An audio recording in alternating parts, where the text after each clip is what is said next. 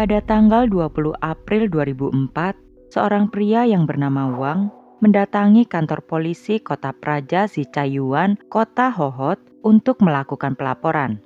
Laki-laki tersebut kemudian mengatakan bahwa istrinya yang bernama Lee telah menghilang selama 6 hari dan selain itu, mobil yang baru saja dibeli istrinya dengan harga 180.000 yuan atau sekitar 394 juta rupiah pun juga ikut menghilang.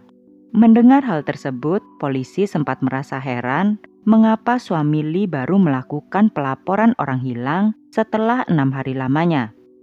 Akan tetapi pertanyaan besar polisi itu segera terjawab ketika Wang menceritakan kronologi pada hari di mana istrinya menghilang. Wang sendiri diketahui merupakan seorang polisi yang bertugas di Kabupaten Horinger, Kota Hohhot, sedangkan Lee merupakan ibu rumah tangga.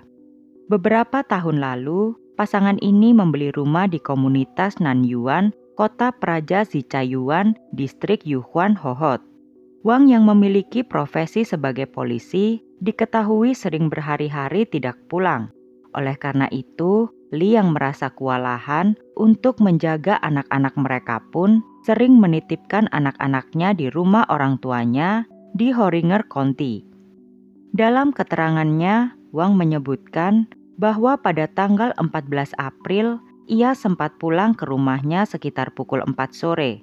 Kemudian pukul 6 sore, Wang meninggalkan rumahnya dan kembali bekerja.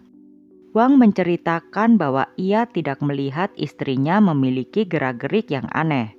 Pada saat itu, seperti biasa mereka berbincang dan Lee juga menyiapkan kebutuhan suaminya yang harus segera kembali bertugas. Kemudian tiba-tiba saja pada tanggal 16 April, Ibu Lee menelpon Wang dan mengatakan bahwa sudah 2 hari ini Lee tidak bisa dihubungi, baik lewat ponsel maupun telepon rumah pun tidak pernah diangkat oleh Lee. Mengetahui hal itu, Wang kemudian menelpon beberapa teman perempuan Lee. Akan tetapi, mereka pun juga tidak mengetahui keberadaan Lee. Karena merasa tidak ada jalan lain, Wang kemudian menelpon teman pria Lee yang bernama Liang. Namun sama seperti yang lainnya, Liang pun mengatakan bahwa ia tidak mengetahui keberadaan Lee. Setelah menelpon teman-teman Lee, namun tidak menemukan jawaban, akhirnya Wang dan Ibu Lee kemudian mendatangi rumah tinggal Lee dan Wang. Di sana mereka mendapati rumah tinggal itu terlihat rapi dan tidak ada yang aneh dengan kondisi rumah tersebut. Karena melihat kondisi yang demikian, Wang merasa mungkin Lee memang ingin pergi. Akan tetapi setelah 6 hari tidak kunjung mendapati Lee kembali, keluarga besar Lee yang sudah sangat khawatir kemudian mendesak Wang untuk melaporkannya ke polisi. Setelah mendapat laporan dari Wang, polisi pun langsung bergerak cepat. Pertama, mereka mengeluarkan selebaran orang hilang dan juga kendaraan hilang. Polisi melakukan hal ini dengan harapan seseorang akan mengenali Lee maupun kendaraan Lee yang hilang. Akan tetapi setelah beberapa hari, polisi tidak kunjung mendapatkan informasi apapun. Oleh karena itu, polisi mencoba melacak kepemilikan dari mobil baru milik Lee tersebut. Hal ini cukup menjadi perhatian pihak kepolisian, karena mereka mengetahui bahwa Wang merupakan rekan sejawat mereka. Oleh karena itu mereka tahu betul gaji maupun tunjangan yang didapat oleh Wang tidak akan mungkin membuatnya mampu membeli mobil mewah seperti itu. Apalagi diketahui Lee sang istri tidak bekerja. Lantas dari manakah Lee mendapatkan uang untuk membeli mobil mewah tersebut? Polisi kemudian menghubungi keluarga Lee untuk meminta keterangan dari mereka. Salah seorang anggota keluarga mengatakan bahwa Lee memiliki hubungan yang ambigu dengan seorang pria yang bernama Liang. Nama Liang ini sebelumnya pernah didengar oleh polisi ketika Wang pertama kali melaporkan hilangnya Lee. Setelah mendengar keterangan tersebut, tentu saja nama Liang kini menjadi perhatian pihak kepolisian. Namun sebelumnya, polisi masih harus melacak pembelian mobil yang hilang bersamaan dengan Lee. Dari showroom mobil tempat Lee membeli mobil, diketahui bahwa Lee merupakan pemilik dari mobil tersebut. Akan tetapi, pembayaran dilakukan oleh seseorang yang bernama Liang. Pihak showroom pun juga memberikan catatan bahwa Liang dan Lee menuliskan dalam keterangan mereka kepada pihak showroom bahwasanya mereka merupakan suami istri. Alamat yang diberikan kepada pihak showroom juga menunjukkan bahwa Lee dan Liang tinggal di distrik Saihan Hohhot. Alamat tersebut diketahui bukan merupakan tempat tinggal yang selama ini ditinggali Lee dan Wang. Dari sana polisi kemudian mencoba mencari alamat tinggal Lee dan Liang. Dari penyelidikan polisi menemukan bahwa rumah itu memang di atas namakan Lee. Akan tetapi, pembelian dilakukan oleh seorang direktur keamanan perusahaan ternama di Hohhot yang bernama Liang. Dari penemuan polisi itu, mereka kemudian melakukan penggeledahan di rumah tinggal milik Lee dan Liang. Dari penggeledahan tersebut, polisi menemukan bercak darah dan air mani di lantai kamar mandi serta pintu kamar mandi yang terletak di kamar tidur utama. Polisi juga menemukan bercak darah dan juga air mani di spray kamar tidur utama tersebut. Tidak hanya itu, bercak darah juga kembali ditemukan di dinding koridor yang menuju ruang tamu. Melihat banyaknya bercak darah yang ditemukan di rumah tinggal Lee dan Liang, polisi pun kini meyakini bahwa hilangnya Lee kemungkinan besar karena ia telah dibunuh. Oleh karena itu, polisi kini membentuk tim khusus untuk mengusut kasus pembunuhan Lee. Polisi kini kembali melakukan pengolahan TKP yang dimana diduga kuat oleh tim kepolisian bahwa pembunuhan Lee dilakukan di rumah tinggal Lee dan Liang. Di sana mereka menemukan catatan yang kemungkinan besar ditulis oleh Lee. Dalam catatan tersebut, Lee menuliskan bahwa ia bukanlah ibu yang baik dan oleh karena itu ia akan pergi. Polisi kemudian juga menemukan secari kertas yang berisikan surat perjanjian yang ditandatangani oleh Liang dan Lee. Surat tersebut bertuliskan bahwa Liang berjanji akan menikahi Lee di tahun 2004. Namun apabila Liang tidak menepati janjinya, maka ia bersedia untuk menerima hukuman apapun. Polisi kemudian mengirimkan catatan-catatan temuan mereka ke badan forensik untuk dicocokkan dengan tulisan tangan Liang dan Lee. Dan hasilnya, catatan-catatan tersebut memang ditulis oleh Liang dan Lee. Dari melihat isi catatan yang mereka temukan di kediaman Liang dan Lee, polisi berspekulasi bahwa Lee kemungkinan akan meninggalkan keluarganya untuk menikah dengan Liang. Akan tetapi surat perjanjian yang ditulis oleh Liang membuat polisi merasa ragu apakah Liang memang benar-benar memiliki niatan untuk menikahi Lee, atau Lee memaksa Liang untuk menikahinya. Oleh karena itu, Lee sudah mempersiapkan surat kepergiannya yang akan ia berikan kepada anak-anaknya. Polisi kemudian memanggil Liang untuk menanyakan hubungannya dengan Lee. Akan tetapi, Liang menyatakan bahwa dirinya dan Lee hanya teman biasa. Liang juga berdalih bahwa ia membeli rumah dan mobil yang di atas namakan Lee karena ia hanya ingin memberi hadiah kepada Lee yang ia anggap sebagai teman. Walaupun jawaban ini terdengar sangat konyol, tapi polisi dengan sangat terpaksa harus membiarkan Liang pergi. Karena dalam titik ini, polisi masih belum bisa mengaitkan Liang dalam kematian Lee. Hal ini dikarenakan jenazah Lee masih belum ditemukan. Dan selain itu, polisi masih menunggu hasil tes DNA dari darah dan air mani yang ditemukan di rumah tinggal Lee dan Liang. Setelah beberapa waktu menunggu, polisi pun kini mendapat laporan hasil tes DNA dari pihak forensik. Dalam laporan tersebut, pihak forensik menyatakan bahwa bercak darah yang ditemukan berasal dari dua individu yang berbeda. Yang pertama merupakan milik Lee, dan yang kedua dimiliki oleh orang yang tidak dikenal. Kemudian air seni yang terdapat di spray pada kamar tidur utama diketahui merupakan milik Liang.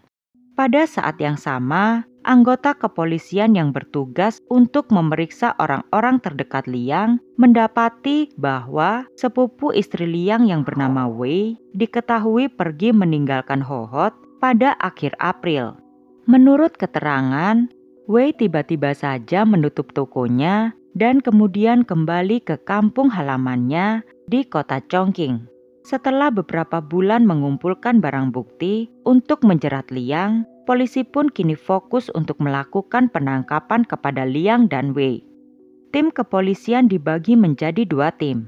Tim pertama bertugas menjemput Wei di kampung halamannya, sedangkan tim kedua bertugas untuk menangkap Liang di kediamannya. Namun bukan Liang namanya jika tidak melakukan perlawanan. Pada malam tanggal 5 Juli, polisi mengikuti Liang. Ia diketahui bertemu dengan teman-temannya di sebuah kedai dekat rumah tinggalnya dengan sang istri. Pada saat itu, Liang minum bersama teman-temannya. Pukul 12 dini hari, diketahui Liang masih berada di kedai tersebut. Polisi kemudian turun dari kendaraannya dan mencoba menyergap Liang. Akan tetapi, langkah polisi itu diketahui oleh Liang dan ia pun melarikan diri. Polisi pun sempat melakukan pengejaran namun kehilangan jejak Liang. Hingga beberapa waktu, polisi kini dapat menemukan titik di mana Liang berada. Liang diketahui saat itu berada di stasiun. Kuat dugaan, ia mencoba melarikan diri keluar kota. Namun untung saja, berkat kerjasama pihak stasiun dan kepolisian, Liang pun akhirnya dapat ditangkap di stasiun. Ketika dibawa ke kantor polisi untuk dilakukan interogasi, Liang terus mengelak bahwa ia memiliki hubungan spesial dengan Li. Sikap Liang dirasa polisi cukup arogan, mengingat bukti-bukti yang mereka ketemukan semuanya mengarah langsung kepada Liang. Akan tetapi, Liang terlihat menyepelekan bukti-bukti tersebut dan terus menyangkal semuanya. Namun akhirnya, setelah 3 hari mendekam di balik jeruji besi, pertahanan Liang nampaknya mulai kendur ketika salah seorang polisi veteran menginterogasi dirinya. Kini Liang mengaku bahwa ia memang telah membunuh Li dengan bantuan saudara dari istrinya yang bernama Wei. Liang juga mengakui bahwa pembunuhan terhadap Li ia lakukan bersama Wei di kediamannya dengan Li. Dan kemudian untuk menghilangkan jejak, ia memutilasi jenazah Li. Di tempat lain, tim polisi yang bertugas menangkap Wei pun juga telah mendapatkan pengakuan bahwa ia memang membantu Liang untuk membunuh Li karena permintaan dari Liang. Lantas, apa yang sebenarnya mendasari Liang untuk membunuh Li? Motif apakah yang membuat Liang laki-laki paruhbaya membunuh kekasih mudanya? Kejadian bermula 4 tahun yang lalu. Kala itu tepatnya pada tanggal 29 Januari tahun 2000, Li yang kala itu berusia 29 tahun menemani Wang, sang suami, mendatangi sebuah acara. Acara tersebut dihadiri oleh banyak anggota polisi dan juga petinggi dari perusahaan mesin kimia Hexi. Perusahaan tersebut merupakan sebuah perusahaan yang berada langsung di bawah pemerintahan pusat. Ketika di tengah-tengah acara, Liang hadir. Banyak orang memberikan penghormatannya kepada Liang yang kala itu merupakan direktur keamanan perusahaan mesin kimia Hexi. Setelah semuanya selesai memberikan sambutan mereka kepada Liang, para tamu undangan yang datang di acara tersebut kemudian melakukan permainan-permainan yang disediakan di dalam acara. Salah satu permainan yang kala itu kebetulan tersedia adalah mahjong. Liang melihat dengan jeli seorang wanita muda yang sedang bermain mahjong dengan rekan-rekannya. Wanita itu adalah Li. Melihat paras cantik dan jiwa muda yang ditunjukkan oleh Li, Liang tak kuasa untuk menghampiri meja mahjong tersebut. Menggunakan dalih ingin ikut bermain, Liang secara sengaja mengalah dalam permainan mahjongnya bersama Li. Trik ini sengaja Liang pergunakan untuk menarik perhatian Li, wanita muda yang kini menjadi targetnya. Tidak berhenti sampai di situ, Liang pun juga tak sungkan untuk menunjukkan ketertarikannya kepada Li dengan terus memandangi payudara Li dan sekujur tubuh Li. Tatapan Liang yang penuh nafsu itu pun perlahan dapat dirasakan oleh Li. Akan tetapi, bukannya Li merasa tersinggung, ia kini malah membalas tatapan tidak sopan Liang itu dengan senyumnya yang malu-malu. Merasakan respon dari Li tersebut tanpa sungkan, sebelum Li meninggalkan acara bersama suaminya, Liang meminta nomor ponsel milik Li.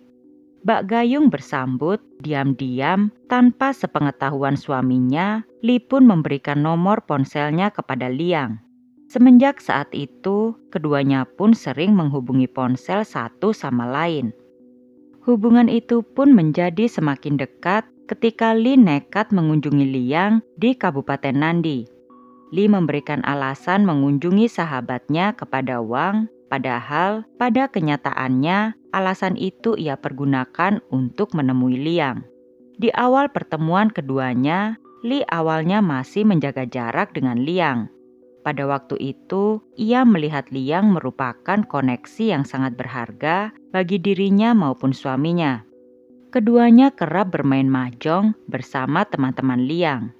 Pada kala itu, Liang kembali menggunakan trik lamanya. Ia selalu membuat dirinya kalah di meja mahjong demi untuk memenangkan Li. Alhasil, Li selalu mendapatkan uang dalam permainan tersebut. Hal ini nampaknya juga diketahui oleh teman-teman Liang yang kala itu juga ikut bermain dengan Li dan Liang. Mereka pun sering menggoda Liang sambil mengatakan bagaimana bisa pemain mahjong ulung seperti Liang selalu kalah dengan Li. Dalam titik inilah Li mulai menyadari bahwa Liang mencoba menarik perhatiannya dengan selalu memberinya kesempatan untuk menang. Menyadari hal itu, nampaknya Li mulai menjaga jarak dengan Liang. Di satu sisi, langkah mundur teratur yang dilakukan oleh Li mulai membuat gusar Liang. Ia pun semakin menggebu-gebu untuk mendekati Li. Akan tetapi, Li pada kala itu masih ingin menjaga rumah tangganya dan ia tidak goyah dengan pendekatan yang kini ditunjukkan jelas oleh Liang kepada dirinya. Akan tetapi, pertahanan itu pun akhirnya runtuh juga ketika pada suatu hari, adik perempuan Li yang memiliki bisnis transportasi mengalami kesulitan dalam mengajukan izin dan prosedur pengoperasian bus yang ia miliki. Entah bagaimana, pada saat itu, Liang pun mengetahui permasalahannya tersebut. Dengan sigap Liang lalu menghubungi Li dan menjanjikan ia akan membereskan semuanya. Hanya dalam tempo 1 hari, tiba-tiba saja berkas dan surat perizinan yang begitu rumit dapat diselesaikan oleh Liang, dan berkas-berkasnya pun diantarkan oleh Liang seorang diri kepada Li. Dalam titik ini, kini Li mulai menyadari betapa berpengaruhnya Liang. Oleh karena itu, Li kini mulai kembali membuka komunikasinya dengan Liang. Ia pun kini merasakan perasaan kagum terhadap Liang. Seiring dengan kedekatan mereka, Liang dan Li kini pun mulai terbuka dengan cerita pribadi mereka. Li mulai menceritakan kepada Liang betapa ia kini sudah tak merasakan apapun kepada Wang. Meskipun Li selalu mengatakan bahwa tidak ada yang salah dengan Wang, akan tetapi perasaannya kini tidak seperti dulu. Ketika awal mengenal Wang, Li melihat sosok yang tampan dan gagah. Ia begitu mencintai Wang hingga rela mengorbankan segalanya. Li sendiri berasal dari keluarga yang tidak kaya. Dalam benaknya, menikah adalah jalan keluar bagi dirinya untuk membantu keluarganya. Hingga pada akhirnya ia bertemu Wang. Pada waktu itu, Wang baru saja lulus dari Akademi Kepolisian. Li melihat Wang begitu sempurna. Ia memiliki pekerjaan tetap dan berusia tidak jauh dari dirinya. Oleh karena itu, tak lama setelah pertemuan itu, Li memutuskan untuk menikah dengan Wang dan meninggalkan sekolahnya. Kala itu, ia masih berusia 17 tahun. Selama pernikahannya, Li selalu berusaha menjadi istri yang berbakti kepada suami. Dan Wang pun tetap menjalankan tugasnya baik sebagai abdi negara maupun kepala keluarga yang bertanggung jawab. Hingga pada akhirnya kerja keras Wang membuahkan hasil karena belum genap di usianya menginjak 30 tahun, Wang dapat naik pangkat. Hal inilah yang membuatnya kini dapat menempati rumah tinggal mereka yang layak seperti ini. Mendengar cerita Li pada saat itu, Liang pun tak kuasa untuk membagikan ceritanya kepada Li. Ia pun kini menceritakan bagaimana ia bisa sampai di titik ini. Liang lahir pada tahun 1959. Sejak usianya 18 tahun, ia sudah mulai bekerja. Ia awalnya bekerja di perusahaan mesin kimia heksi Tiongkok sebagai tukang las. Karena ia pandai mengambil hati para atasannya, ia pun mendapatkan karir yang cukup mulus. Dari awalnya sebagai tukang las, ia kemudian menjabat di Biro Keamanan Umum pabrik kimia heksi. Setelah itu, ia naik jabatan dan menjabat sebagai Direktur Kantor Penunjukan Inspeksi Disiplin Perusahaan. Tak lama menjabat, ia pun segera dipromosikan menjadi Sekretaris Komisi Inspeksi Disiplin Perusahaan. Kemudian di tahun 1996, Liang mencapai puncak kekuasaan dengan menjabat sebagai Direktur Biro Keamanan Publik di perusahaan kimia heksi Tiongkok.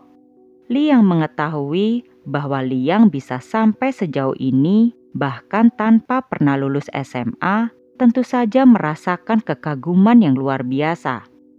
Tatapan mata Li tidak bisa membohongi perasaannya kepada Liang pada saat ini. Liang yang mengetahui kini Li sudah takluk kepadanya pun memanfaatkan momen itu dengan mendekap tubuh Li dan menyatakan cintanya kepada Li. Di momen itulah Li tak kuasa menahan ketertarikannya kepada Liang. Tanpa perlu Liang berupaya, Li memberikan dirinya kepada Liang pada malam itu. Itulah kali pertama keduanya melakukan hubungan suami istri. Setelah melakukan hubungan suami istri dengan Liang malam itu, Li merasakan rasa bersalah yang cukup hebat. Awalnya ia berpikir hubungan satu malamnya dengan Liang akan berakhir. Namun, keesokan harinya, Liang terus menghubungi dirinya. Dengan kata-kata rayuan dan hadiah-hadiah mewah, Li kini tak kuasa untuk terus menolak Liang. Di satu sisi, Li merasa berdosa kepada Wang. Namun di sisi lainnya, ia sangat menikmati fasilitas dan hadiah-hadiah yang diberikan oleh Liang kepada dirinya.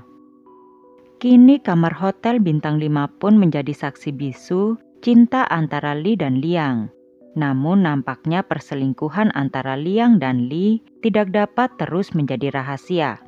Pada suatu hari, seseorang mengirimkan sebuah pesan kepada atasan Liang yang membongkar perselingkuhan antara Li dan Liang. Atasan Liang pun kala itu secara khusus menemui Liang dan memberikan peringatan kepada Liang. Pada waktu itu, Liang berjanji kepada atasannya bahwa ia akan memutuskan hubungannya dengan Li. Namun janji yang terucap dari bibir Liang kepada atasannya hanya tinggallah janji. Karena kini Liang mulai mencari cara lain agar perselingkuhannya dengan Li tidak diketahui publik. Cara salah satunya adalah dengan membeli sebuah rumah sebagai sarang cintanya dengan Li. Liang berharap dengan ini tidak banyak orang yang melihat ia bersama dengan Li di tempat umum seperti di hotel. Pada waktu itu, Liang rela merogoh kocek sebesar 160.000 yuan atau sekitar 354 juta rupiah demi membeli rumah yang kemudian ia ataskan nama Li. Li yang mengetahui semua yang telah dilakukan oleh Liang merasa sangat terharu. Dalam benak Li, Liang rela mengorbankan segalanya demi dirinya. Dan ia pun sangat bahagia setelah mengetahui rumah yang baru saja dibeli oleh Li bersertifikat atas nama dirinya. Tak lama setelah itu, Liang pun membelikan Li sebuah mobil. Hal ini tentu saja membuat Li semakin tergila-gila kepada Liang.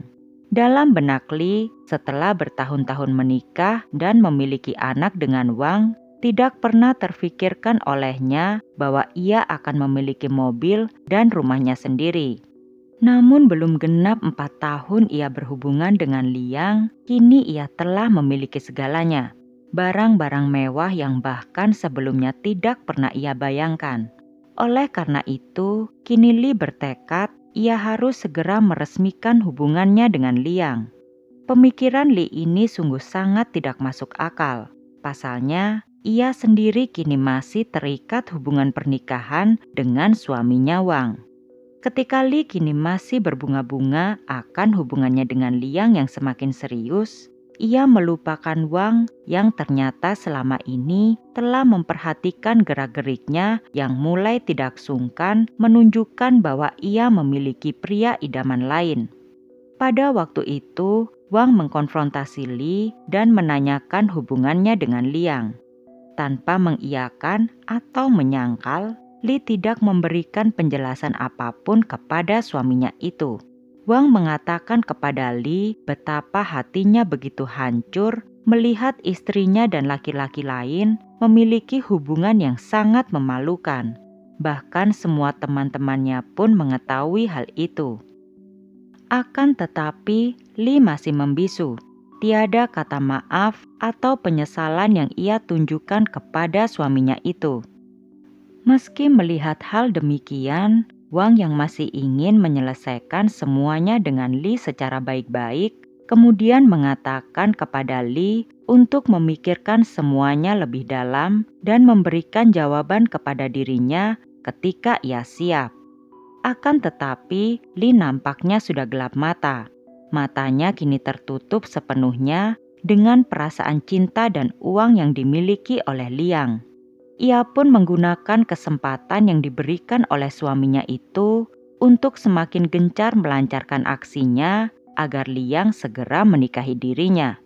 Oleh karena itu, ketika Wang pergi bekerja, Li menulis surat yang ia tinggalkan di rumah tinggalnya bersama Wang. Dalam surat itu, Li menyatakan bahwa ia akan meninggalkan Wang. Hari perginya Li itu bertepatan dengan kepindahan putri Li yang sudah berusia 14 tahun. Pada waktu itu, karena sekolah, diketahui putri Li dan Wang tinggal di asrama. Hal ini semakin mempermudah posisi Li untuk pergi dari rumah tinggalnya bersama Wang dan pindah ke rumah tinggalnya bersama Liang.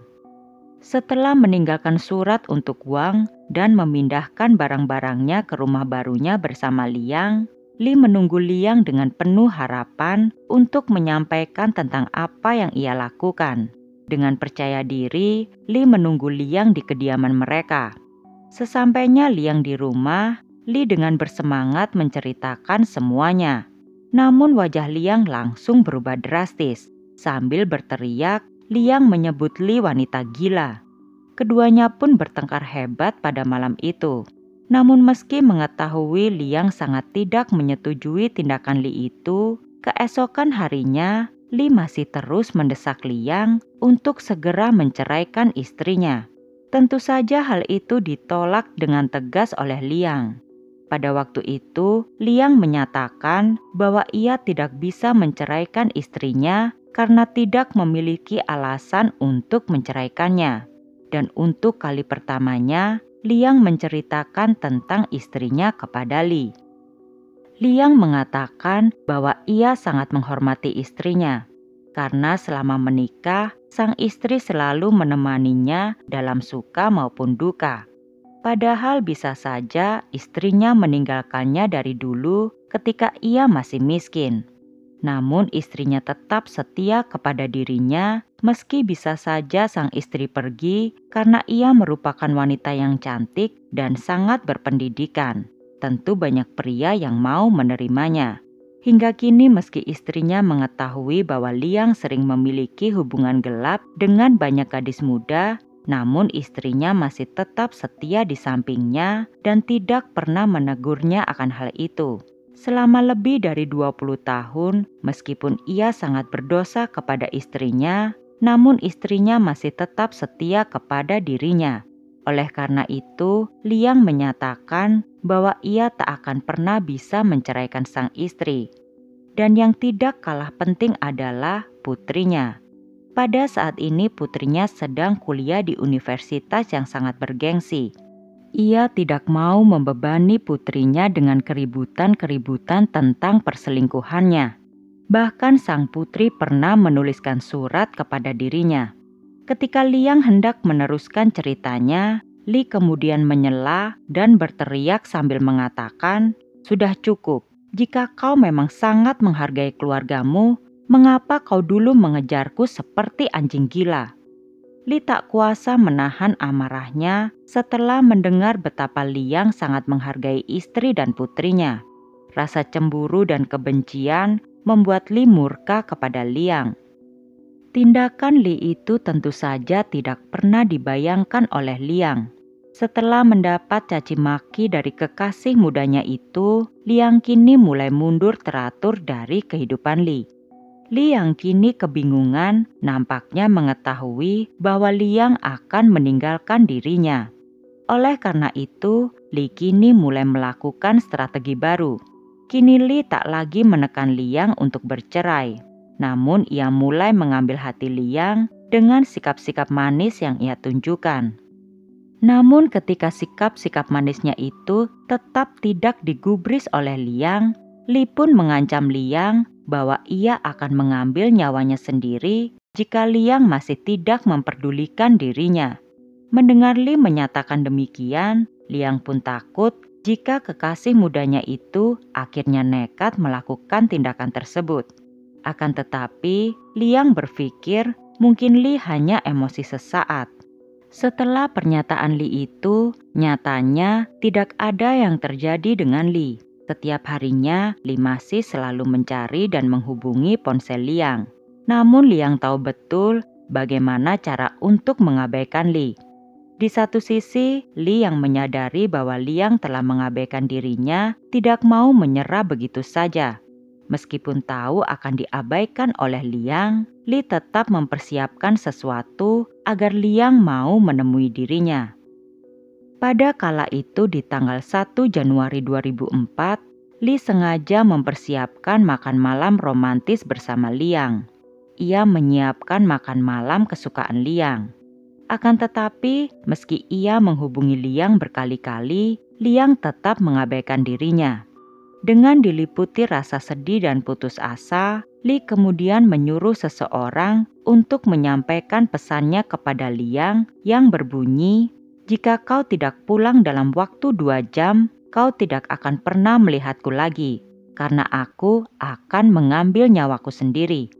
Melihat situasinya kemungkinan serius, Liang kemudian bergegas ke rumah tinggalnya dengan Li. Setibanya di sana, ia melihat Li tergeletak lemas dalam upayanya untuk mengambil nyawanya sendiri. Melihat Li benar-benar melakukan upaya tersebut, Liang pun kini semakin takut. Pada hari itu, ia menemani Li di rumah tinggal mereka.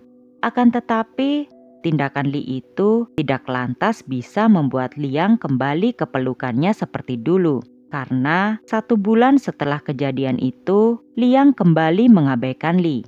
Li kembali mengirim pesan kepada Liang bahwa ia akan mengambil nyawanya sendiri. Berkaca dari kejadian sebelumnya, Liang lantas bergegas menuju rumah tinggalnya bersama Li. Dan benar saja, pada saat Liang datang, Li sedang dalam posisi menghujamkan pisau buah ke dadanya. Untung saja kejadian itu dapat segera dihentikan oleh Liang, dan Li pun selamat dari tindakannya sendiri. Melihat Li sangat bersungguh-sungguh melakukan aksinya, Liang kini merasa tidak memiliki jalan lain. Li yang bisa membaca pemikiran Liang yang takut tersebut, kemudian menggunakan momen itu untuk meminta Liang menulis surat perjanjian yang menyatakan bahwa Liang akan menikahi dirinya tahun 2004. Setelah berhasil membuat Liang menulis surat tersebut, Li tersenyum bahagia. Senyum yang selama ini hilang dari wajahnya. Akan tetapi, Liang tidak begitu saja mudah ditaklukkan meski telah menuliskan surat perjanjian tersebut. Liang tetap tidak berkeinginan untuk menikahi Li, dan Li pun nampaknya kini mengetahui hal itu. Oleh karenanya, kini Li melakukan tindakan yang lebih nekat. Li dengan sengaja menelpon kantor tempat Liang bekerja dan membuat keributan. Ia sengaja ingin mempertontonkan kepada semua bawahan Liang bahwa mereka merupakan sepasang kekasih. Ketika tindakan tersebut dirasa Li tidak memberikan dampak apapun, Li kemudian menuliskan surat perpisahan kepada anak-anaknya dan menyatakan bahwa ia akan pergi selamanya. Akan tetapi surat itu masih ia simpan dan belum ia kirimkan kepada anak-anaknya. Meski masih tinggal bersama, hubungan Li dan Liang kini masih dingin. Namun pada titik ini, Li bertekad untuk menunggu Liang dan tidak terlalu membuat keributan seperti sebelum-sebelumnya. Namun hal berbeda dirasakan oleh Liang. Liang yang kini merasa malu atas keributan yang dilakukan oleh Li nampaknya sudah kehilangan kesabaran. Ia diketahui kemudian menghubungi Wei, sepupu dari istrinya. Dalam pembicaraannya dengan Wei, Liang menceritakan apa yang telah terjadi antara dirinya dan Li. Dari pembicaraan inilah, Liang kemudian mencetuskan bahwa ia ingin membunuh Li. Wei tentu saja terkejut dengan perkataan Liang itu dan menanyakan, "Mengapa kau tidak putus saja? Mengapa kau harus membunuhnya?" Dicecar dengan pertanyaan Wei itu, Liang tidak menjawab apapun.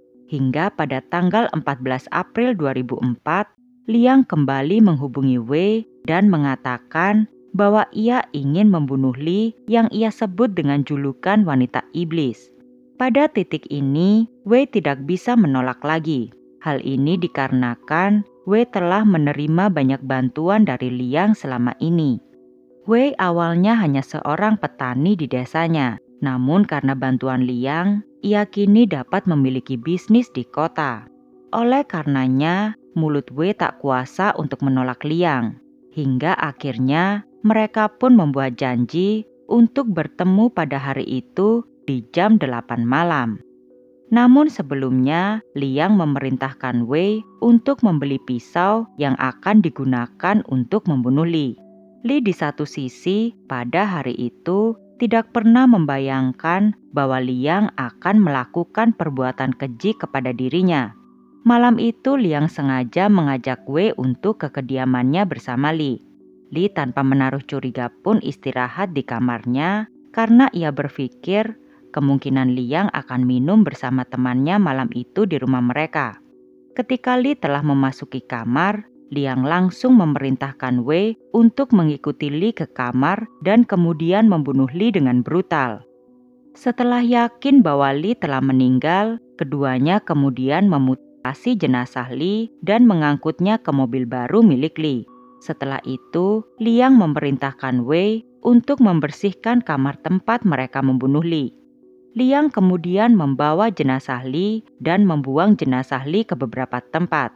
Setelah Liang mengakui semua perbuatannya, ia pun kemudian bekerja sama dengan pihak kepolisian untuk menemukan jenazah Li yang telah ia buang. Kemudian setelah itu, di tahun 2005, Liang menghadapi persidangannya. Dalam persidangan yang diadakan di Pengadilan Menengah Rakyat Hohhot pada tanggal 22 September 2005, Wei dan Liang dijatuhi hukuman mati. Keduanya diputus bersalah atas pembunuhan berencana yang dilakukan kepada Li. Tak lama setelah persidangan tersebut, Wei dan Liang pun dieksekusi dengan cara disuntik mati.